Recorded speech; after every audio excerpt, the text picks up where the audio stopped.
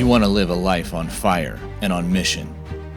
You want to be filled with such conviction and drive that you stop caring about what anyone thinks.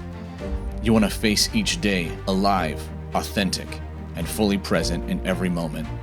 With your wife, with your kids, on the street, at work. You want to bring yourself to the table and to stop bringing the watered down, nice, what everyone wants version of you. You want that self to be a man who is burning in passion for Jesus, unafraid to bring his kingdom to anyone in your path, no matter what it costs you. You want to love the one in front of you without fear, without needing love back, and without reserve. You want to husband well. You want to father well. You want to shepherd your life well. You want to be a safe pillar for anybody around you. You want to experience God for real, to not just believe, but to know that he's got you and that he'll show up on your behalf, that he'll show up through you. You want to get to the end of your race and say, yep, I gave it everything. Jesus, you know I'm all in. And you want to know just how to get there. Welcome to Man Warrior King. I'm your host, Matt Hallock. Congratulations. You're among the violent taking the kingdom by force. You're among the chosen answering the call to rise above yourself. You're in the forge being stripped down and strengthened, and you will rise stronger, solid, unshakable. You are a man. You're a warrior. You are a king. Good morning and welcome to another episode of the Man Warrior King podcast. I am one of your hosts, Matt Hallock, and the other host this morning is my wife, Corrie Hallock. Hello. We've done a couple of episodes together in the past, and it has turned out that each time those episodes get the most downloads and are the most popular. So it seems like everybody out there really wants to hear what Corrie has to say. But also, aside from just that, we are starting a new routine of podcasting together, at least weekly. And also, more than that, we're starting to create different programs, workshops, opportunities where both of us are we are working together to help marriages out there. Not just me solo working with just the men, but the two of us working with the two of you in your own marriage. So we're excited for it, and we've been coming up with a lot of good stuff. But today we just wanted to talk about our why, talk about what it is that is motivating us to take this next step, branching from the work that we've done with Man Warrior King so far. So, Corrie, do you want to tell us some of your why? Oh, my. Gosh, well, yeah, every time it seems like very often you will get contacted by the wives of men reading your book, or women who have found the book and are hoping their husband will read it and listen to your podcast, join your group. And so we've been asked before multiple times to do something for both spouses. And I think for me, I want to see, well, I think for both of us, part of my why, though, is that we want to see marriages alive and thriving and having fun. I like to have fun. I think you like to have fun. And we have, even throughout some of our hardest times, we've always laughed pretty hard together. Yeah. And we tend to have a good time, even just at home, just, hanging out. And in working with couples and working with women, I just have discovered that a lot of couples have a hard time there with that, with just the having fun companionship side and thriving in friendship as well as passion. And that's what I believe marriage under the kingdom of heaven should look like, is couples coming to life and being fully who they are, fully free. And so that's I guess the beginning of my why is just as we have continued to want to pursue after that, as kids get older and schedules get fuller and bills get bigger and it just can feel like life is pressing in harder. We want to continue to chase after that, the freedom and the safety and the fullness of our relationship so that we have a strong foundation for the days that are laborious, and the unexpected things that happen along the way too. So that, I guess, is kind of my baseline why. So we're going after it. And anytime I talk about that with girlfriends or when we talk about it with couples, other couples are like, yes, us too.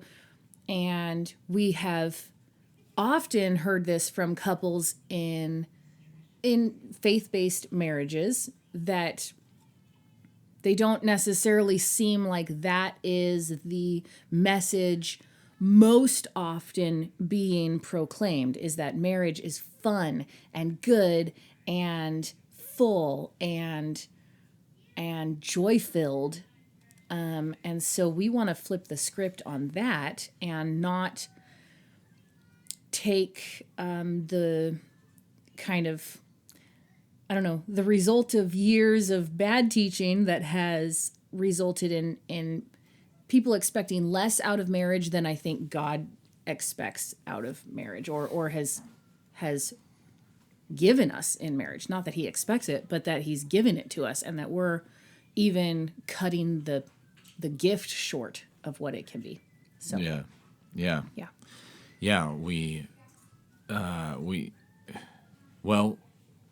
We've been through quite a bit. Yes. And in going through that quite a bit, it took us a lot of different attempts to try to find a path forward that would help our marriage. And it's not like, and it's so frustrating because it's not like, well, just because we're in church, it's not like, well, then we've got all the help we need every which way. It's still hard to find. And so but also aside from like that stuff, which we can talk more about, our why kind of does also just extend back to what it has seemed like God has put inside of us for a long time now. It's like everywhere we go and get involved in places, a lot of times people have said, you guys have such an anointing for marriage or for family or something like that, even if we're not like doing anything for it.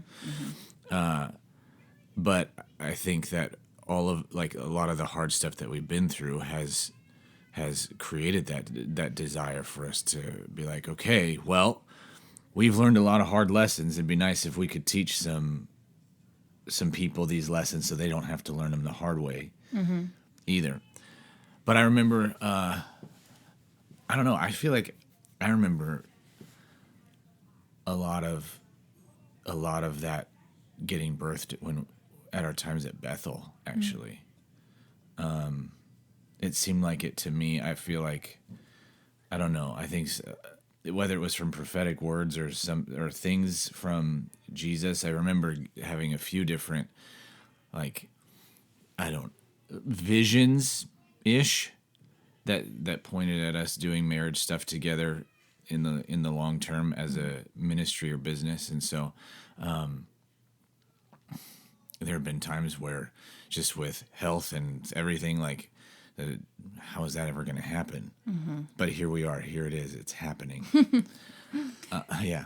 I was just going to say, I think also like this same kind of thing will happen with many different types of things in life in church, where very often I hear marriage and parenting, those two things especially, spoken of not actually with a lot of enthusiasm and kind of just we're calling out how, okay, well, it's going to be a lot of work, buckle up,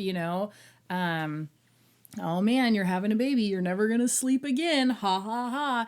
And we are downplaying the beauty and the gift of these blessings that the Lord has given us. And we need to speak about these things with life and with enthusiasm. Like, yeah, I mean, people will just say, "Oh, you're engaged. Well, the work's about to start. Wait till the honeymoon phase is over," and all these things that are just crap. And I think we need to be very careful about what we're building with our words. And that doesn't deny that there is a lot of work to do, but everything that's worth having takes a lot of work.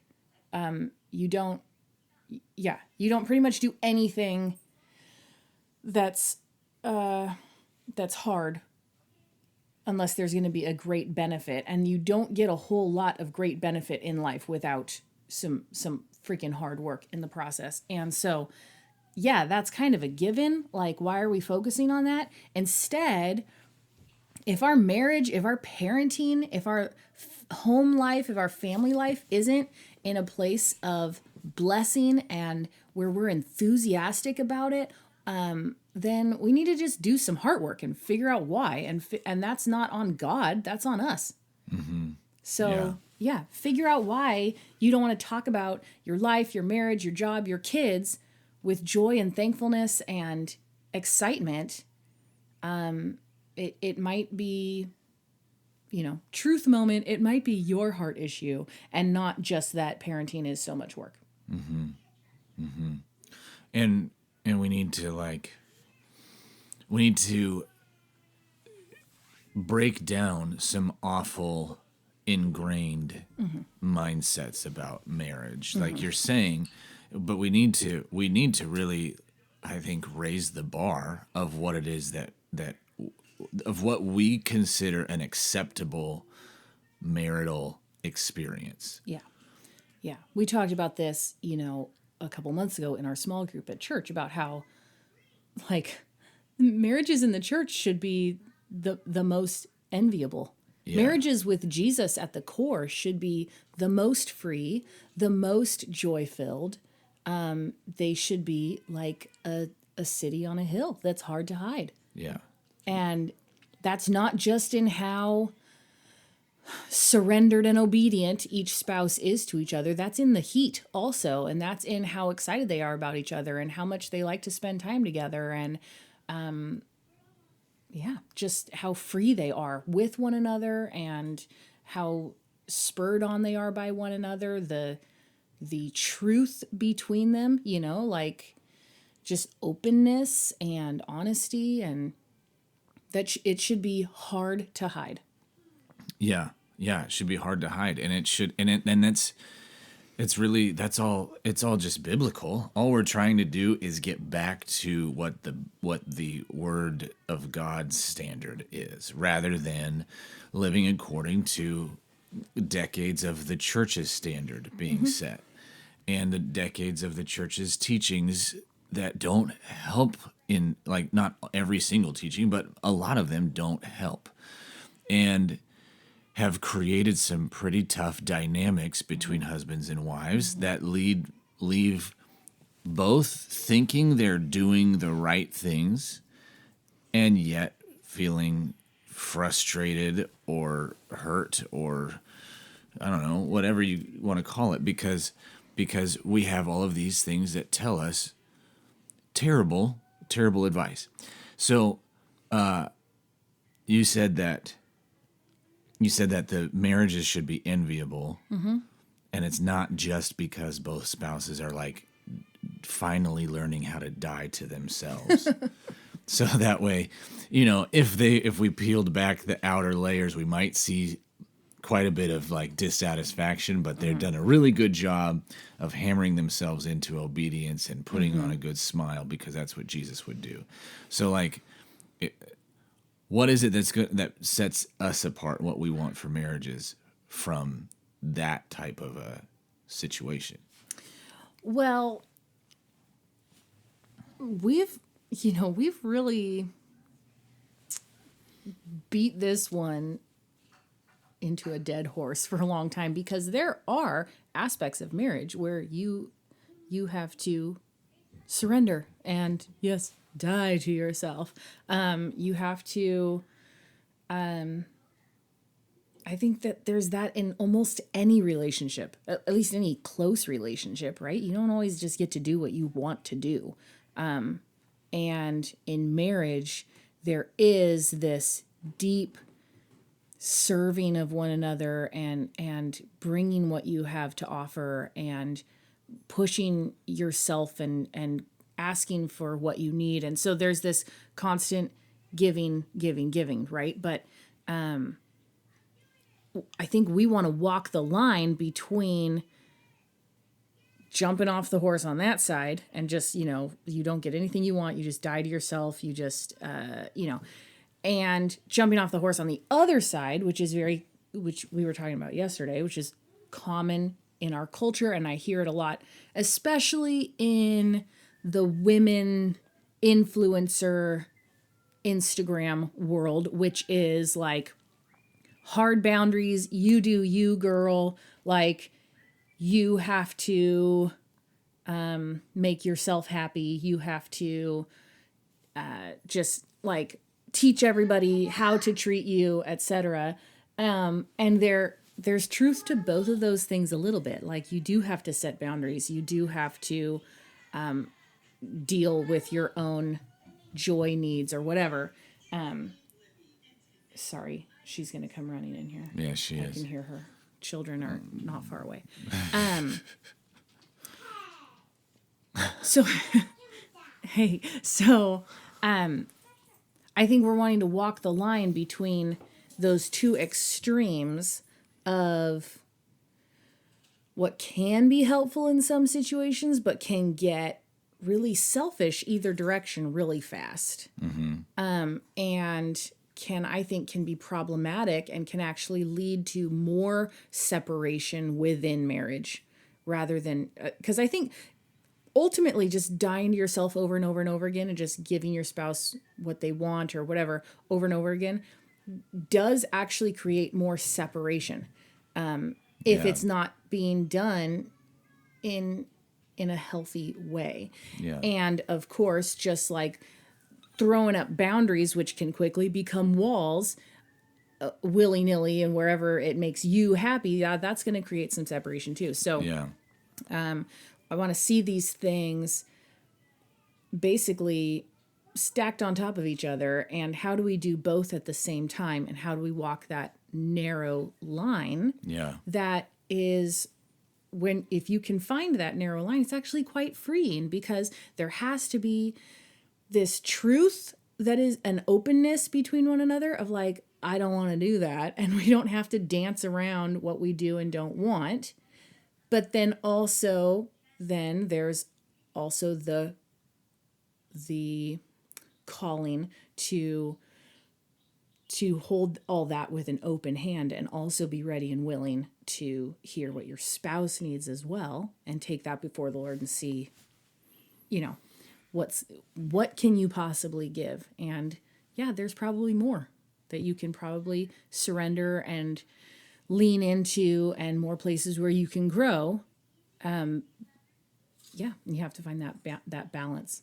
And I think for that balance, I'm a good speaker. We're gonna find some balance. We totally are. And so I think we have spent lots of time, both of us, on both of those extremes. Yeah. And I think our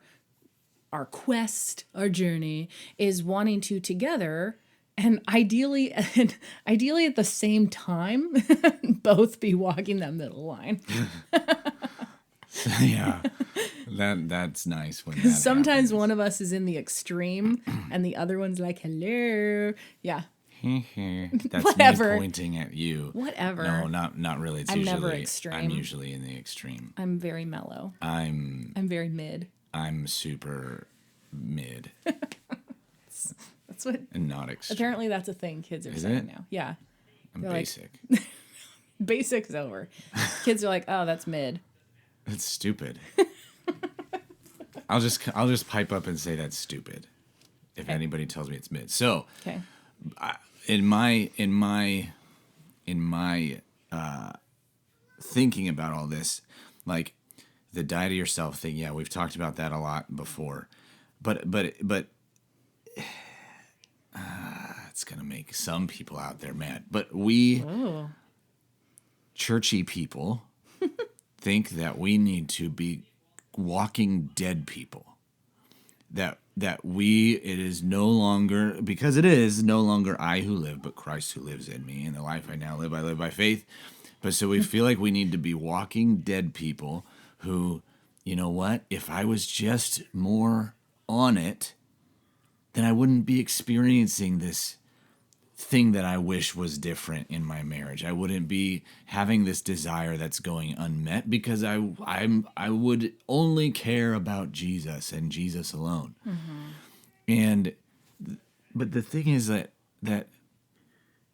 it says that in Romans that we consider ourselves dead to sin but alive to God. And so we're not just walking dead people, we are alive people. And I think that marriages are suffering in the church because we have two people who are trying to be dead. And instead of two people who are encouraged to come fully alive, like what we were talking about a couple weeks ago, men, be fully who you are, masculine. Women, like, let your femininity go. Let it come out in a good way. Let it let it flow. Like, unleash not it. Go flow. Not unleash it. Not say bye bye to it.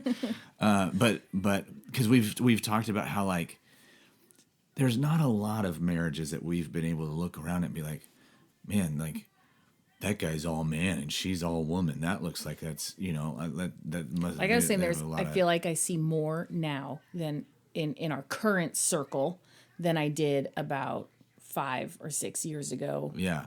And then beyond. So, yeah. And so I think that walking that fine line becomes easier when you're walking in your masculine or feminine identity. Because Jesus didn't mean for us to have to constantly manage our behavior. He said that rivers of living water would just flow from us. So we need to align ourselves in such a way where that really is the case. Yeah, we do an unfortunate thing. I'm guilty of this, and I don't know if it's really even all my fault, but it has been the case that the majority of stuff I know about culture at the time of, say, Paul's letters or the early church, I've gotten from church culture only, right? And,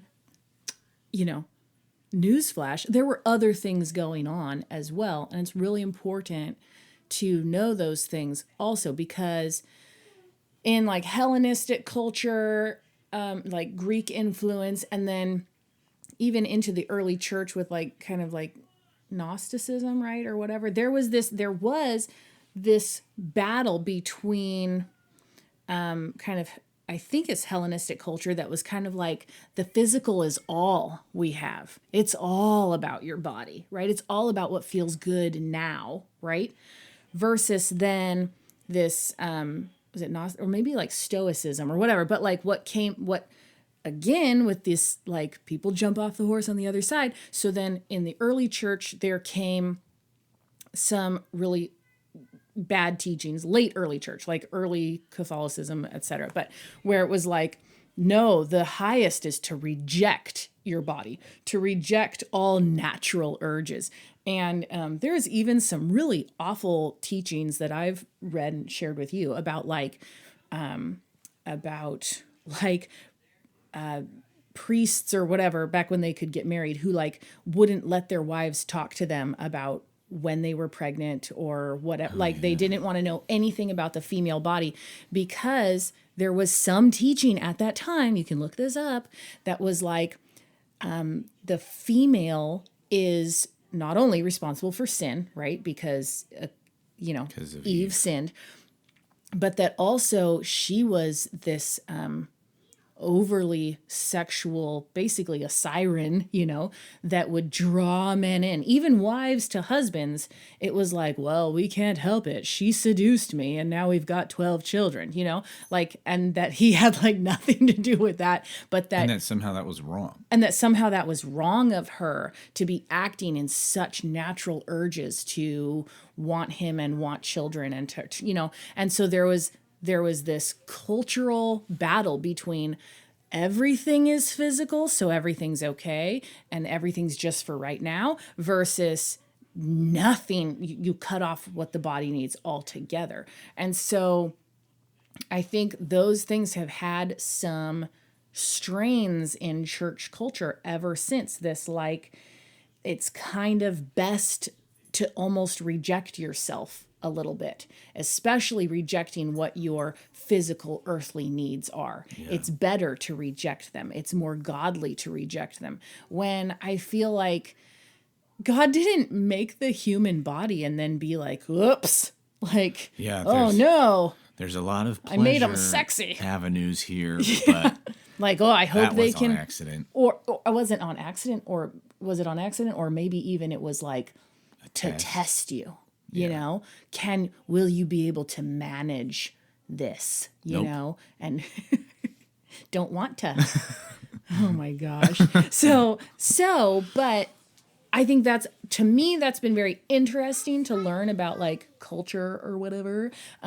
Because I can be like, oh, I don't think that our good creator, Father God, was like, all right, I'm going to create you with, things that are pleasurable, but don't do it. And it's better if you don't. And, that I don't think that he's not a tricker like that. Satan is. So if it's trickery that we're attributing to the Lord, then we've kind of put ourselves in a weird position.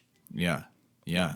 Well, as we've talked about before, we both believe that God is big time in favor of sex, and yeah, I mean, it's right in there in the Bible. The author of it, yeah, and he like wants it to be happening, and so yeah, our desire is that all aspects of marriage would come alive more. That because sometimes, and again, this is no commentary on any specific people or places or anything, but sometimes in the broad church, a good marriage looks like kind of two people who are really nice to each other and who serve at church a lot, and who serve at church a lot. But it's not like, oh yeah, the good marriage, they're hot for each other. They cannot help themselves. Oh my gosh. Well, but it should be that way. It should be that way because that's really what God made. Yeah, no, I know. So you just don't like. It's just awkward because I'm a product of my culture. And we're breaking free. I know, it's hard. I'm breaking it free. Is that a High School Musical song? Oh, I don't know. We're parents of girls, so we watch a lot of High School Musical. 0 boys. I forgot what it's like to be a boy. Even the sports in those movies, they like dance in the sport. Oh, it's sad. So do we want to, as part of what has come up in our talks about wives, is like kind of helping men and women, husbands and wives, to be able to move towards the other in terms of their desires. Do we want to get into that right now? Do you want to save it for another time? I'm like, because it could be kind of a long discussion, which we can go. Well, I think, we could just kind of briefly, kind of because we've been rolling around that word engage a lot, and not like being engaged like you're going to get married, but to engage with one another. Because I think we've seen that a lot, where a lot of marriages that are not thriving or having a hard time, there's been this slow move towards disengagement. Yeah. Or maybe a fast move towards disengagement. Even so, a move towards disengagement. And we don't mean that we do every single thing together, because we don't. And there's things that I enjoy that I like to do by myself. It's not like I need to do them by myself. It's just, I'm going to go do this now, But the reason why that works for us is because we have plenty that we do together. Yeah. But you'll just hear so many times of couples talking about how we don't talk to each other anymore. I'm sure TV being available on all of our phones is helpful with that, right? Which we even do that on some nights. I'm like, oh, what are you watching? I'm watching Parks and Rec over here on my phone. And so sad. But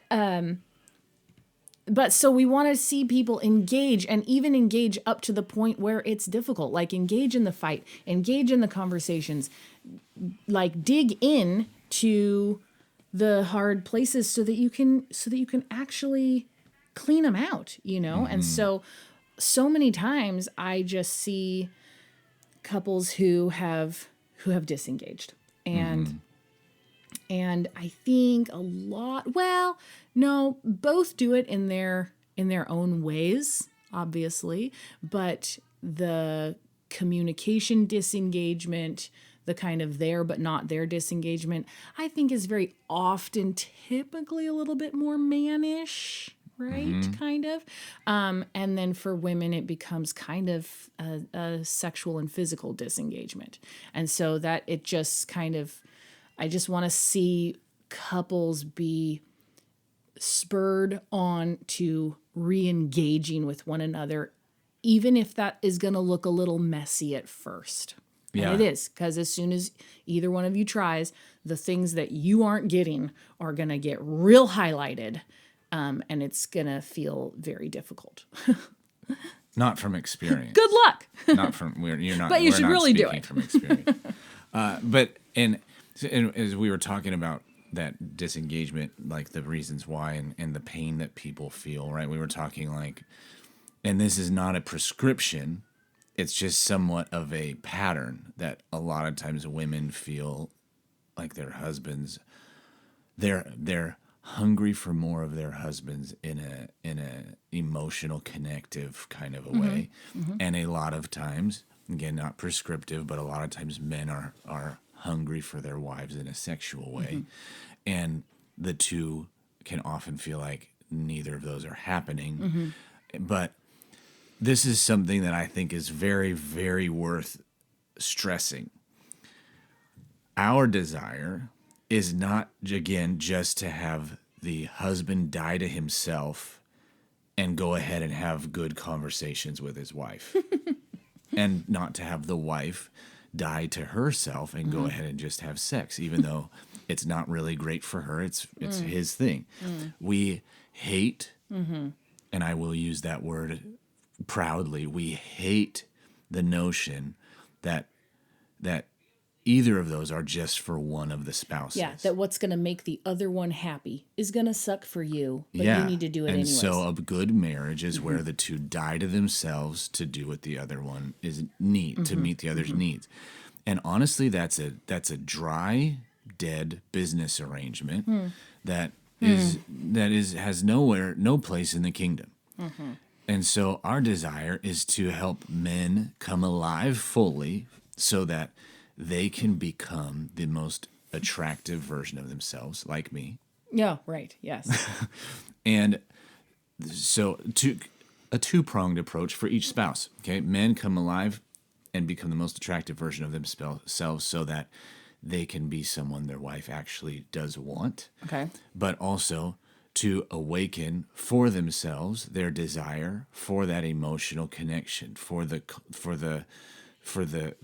companionship, not just thinking of it like, okay, I got to do this in order to get mine, but like, because, and then vice versa, a wife to come fully alive in all of her femininity.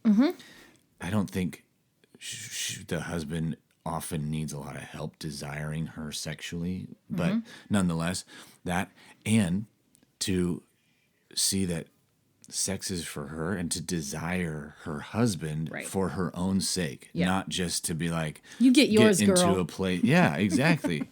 For her to get hers, but not just to be in a place where like, okay, I need to do this and it's good for our marriage. Like having to force myself. Now, it doesn't mean that they're may not be times of like having to make a choice to engage rather than feeling like it.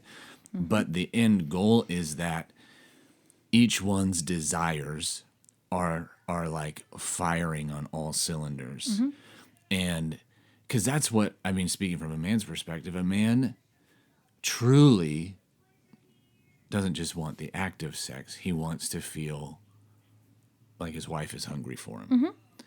And same with a wife. Like, I feel like you can tell very easily if I'm not fully engaged in a moment. And if I'm just going through the motions. And that doesn't do you any good. It doesn't make you feel loved.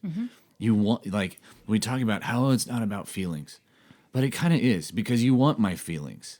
Yeah. You want my feelings to be feeling favorable about you and our marriage and whatever situation we're in. And the husband wants his wife's feelings to be like, I can't help myself. Yeah.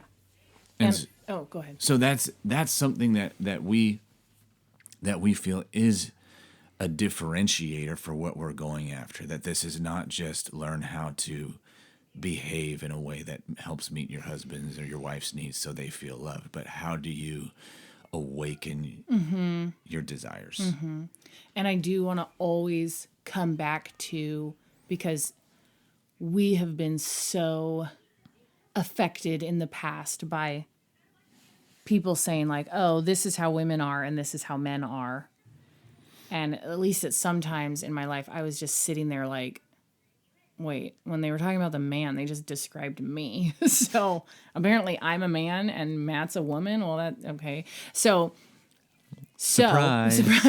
But so I always just want to come back to, anytime we're saying, you know, the man this, the woman this, first of all, that is not always across the board. Secondly, and I hope, I'm just going to say it now, and maybe it can always just go without being said, that we're also mostly talking about our experience and then the people that we have walked with so far. But there are couples where this is flipped. Yeah. And so I just want to always put that out there, because I don't want anybody to feel like, oh, so I'm not even womanly because that's not my typical. Because there have been times in the past where, because of stuff that was going on between us, I didn't really want you to come talk to me a lot, because I didn't want to hear what you had to say. And so when it was like, women just want their husbands to share their feelings more. And I was like, no, I need him to shut up about his feelings. And I kind of was like, once I started changing, I was like, oh, yeah, I should probably just not talk about much of anything. Right. So then you went over to like, oh, then I just won't talk. And I was like, okay, we've gone too far. So there can be times and seasons also where this isn't the case. And that's part of like that specific thing is part of men coming alive. It's like, okay, you're not really being fully the man that you're meant to be when you're spewing your emotions on your wife. Because you weren't spewing them to me in order to connect. You were spewing them to me in order for me to come make you feel better. Yeah. And so that was a very needy kind of engagement, and that wasn't going to work. Which is why it can't just be like, you can't do marriage work without doing individual work. Right. You have to be a man.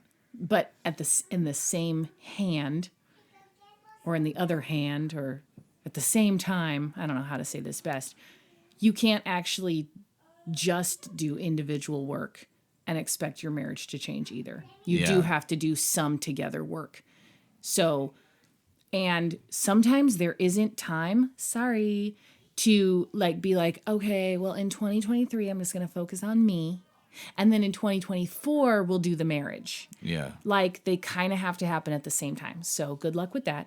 But so you get to work on yourself and your marriage at the same time. And you have to figure out how. Because if you put yourself aside and just work on the marriage, then you're not bringing your full self in to be part of this. Sorry, now I'm super distracted because I can hear Emerson yelling at her sister. Was that clear though? Kind of? Yeah. Okay. There's not time. There's basically, and we kind of were talking like It has this, to be like both, and it has to be at we're the same time. everybody. We don't have any more time. Like, please just register that we're out of time. Marriages, yes. The someday thing is evil. Yep. It's not a someday thing. It's right now. Marriages, the family, sexuality, femininity, masculinity, these things are slipping through our culture's fingers very, very quickly. Yeah. And so we can go along with the flow and hope that we slowly change this by our, voting procedures, I suppose, and, whatever. Or we can just start living drastically. I mean, we are in the world, but not of it. We are aliens here, and so we should look like it. Our marriages should look like it. Our sexuality should look like it. We will not convince people to walk along with Jesus if we're just as sick as they are. Yeah. Yeah. Right. There's this idea that God gets a lot of glory the more we suffer. And yes, we can glorify God in our suffering, but also, like, the way he established it for the people of Israel was like, this is going to be a prosperous nation. Everybody else People are around gonna is come going to know flocking to you. that I am a God who's worth following. And does our marriage look like our God is worth following? Because that's, and culture things, yeah, but also in your own personal life. Like, you're out of time. Does your God look like he's worth following? Because if not, don't settle anymore. What are you doing? You're going to waste another year. You're going to waste another couple of years. Like, just burn the ships. And then let's figure. So then our why is to figure out how, and to not just philosophize about it, but to take action on it. Because we want to take action on it for us. We want to take action on it for the couples we walk with. We also want to take action on it for our children's sake, for their someday marriages, for the church. The church as a whole needs to be a beacon right now because, yikes, people need a beacon to look to. People need a lighthouse right now, and it needs to be the church. And when they get there, if it's filled with a bunch of people who are also sick and dying, then that's going to be that we're not going to have what we need to pour out. So, when people come and ask you, why are you still married? Why are you this? Why are you so happy? You need to have an answer for them. So, So I think we'll probably wrap this up, but the one aspect to this that we haven't talked about yet, which maybe we could talk about next time, is in all of this, there is also the supernatural kingdom element as well. So this is not just a do-it-yourself thing.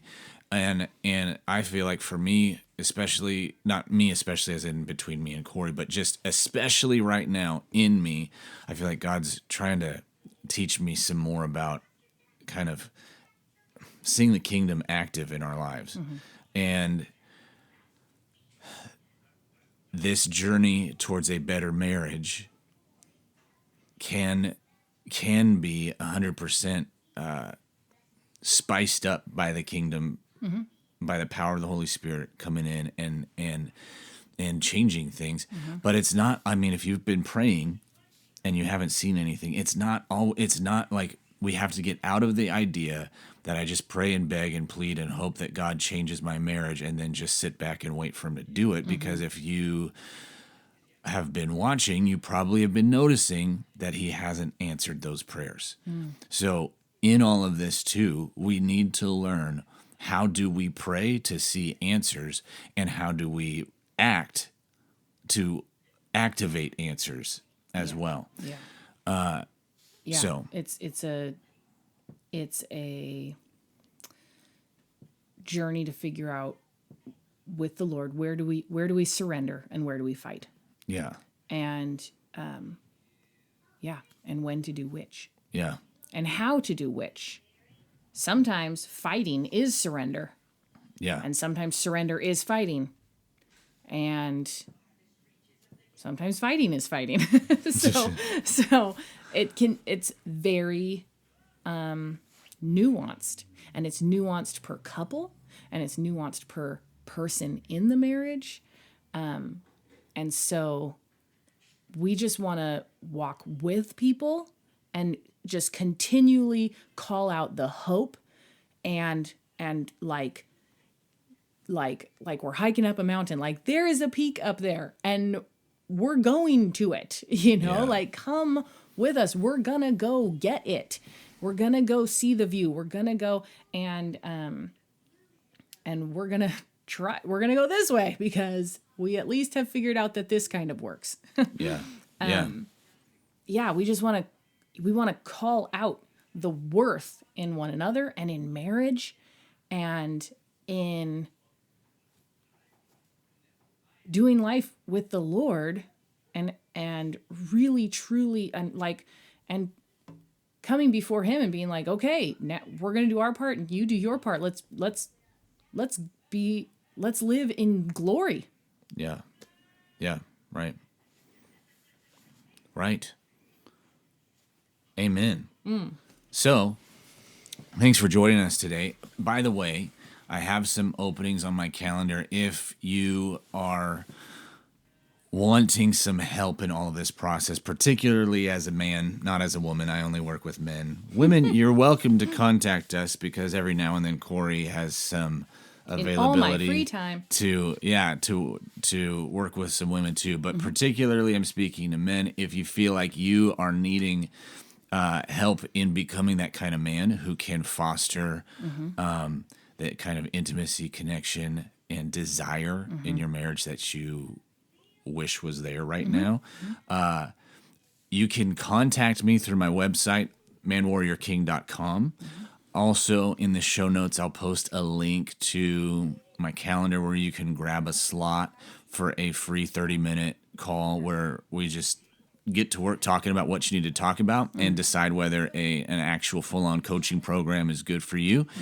Also, if it suits you better, you can join the Ranks of Adullam, the monthly membership where we meet Tuesday evenings and we go after everything about life, and especially things like what we're talking about, becoming an alive man. We go after how to connect with the kingdom, right now we've been talking about praying and why we don't see answers to prayer and how that's not okay, and marriage. So there's that too. There'll be a link to that in the show notes as well. Thank you for listening. Bless you, Corrie. Do you have another final thing? Yeah, just because also moving into the new year, we are going to be starting some things for couples, like you were saying at the beginning of the episode. So look for those things, starting off with, it doesn't have a name yet, but a couples goal setting workshop for 2023, just a time to get your hearts on the same page. This is something that we've done for a couple of years now, that is important to me probably. Well, it's important to you, but I was kind of the driver of it. But I really like to have a direction for us as a couple for each year, just like a verse that is our kind of core verse for the year of what we feel like the Lord is building into our relationship. And then from there, shooting off into just like some goals that we have, some things that we want to see come to life. And then we present those things to the Lord, and just gives us an anchor to come back to. And then within that, I just want to also say, like, we want to walk with your marriages and serve you. So in that same vein of sending Matt a message, blow up his inbox, but also tell us, what do you need? What does your marriage need? And what are you up against? And what would be beneficial for you guys? Like, yeah, we're curious because it's also just helpful to know what things, because we have things where we're like, man, I wish someone had told us such and such about 15 years ago. So what are your things there? What kinds of things have you needed and are you needing? And let's start going after them together. Yeah. Awesome. Thanks for listening. Bless you. Peace out. This is Matt Hallock signing off and thanking you again for being a part of the Man Warrior King community. If you want more, head over to manwarriorking.com. And please remember to take just a couple seconds to subscribe on iTunes and to leave a 5-star rating and a review so that more and more men can join us as we become awesome. You are a kingdom man. Go out, take more ground, push back darkness. Remember, you bring value into your home, your work, and your circle. You are not a taker, you are a giver. Abundance is your atmosphere.